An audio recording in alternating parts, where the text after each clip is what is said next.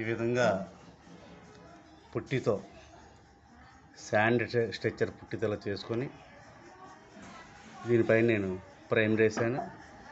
Primer వేసిన తర్వాత base colour ఏదో కలరు స్టోను ఈ విధంగా తీద్దామని ఒక ఆలోచన ఉంటే ఆలోచన ప్రకారం ఏదో ఒక కలరు మనం కలర్ వేసుకోవాలి. బేస్ కలర్ కొద్దిగా పలచగా వేసుకోవాలి.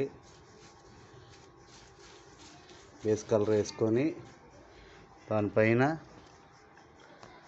మనం నచ్చే విధంగా స్టోన్ని డెకరేట్ చేసుకొని దానికే టైం పడుతుంది. ఈ బేస్ కలర్ ఇవన్నీ కొంచెం ఈజీగా అయిపోయినా రాళ్ళు పేర్చారా, ఆ రాళ్ళు కూడా రకాలు ఉంటాయి. మార్బుల్ స్టోన్స్ ఉంటాయి, కడప స్టోన్ లాగా ఉంటాయి, తర్వాత న్యాచురల్ స్టోన్స్ ఉంటాయి. నేనైతే న్యాచురల్ స్టోన్స్ ప్లాన్ చేస్తున్నాను.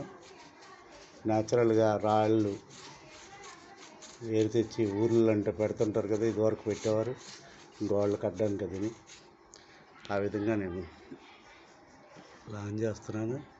ఆ వీడియో కూడా ముందుగా పెడతాను. ఫస్ట్ అయితే ఒక బేస్ కలర్ అయితే వేసుకోవడం జరుగుతుంది.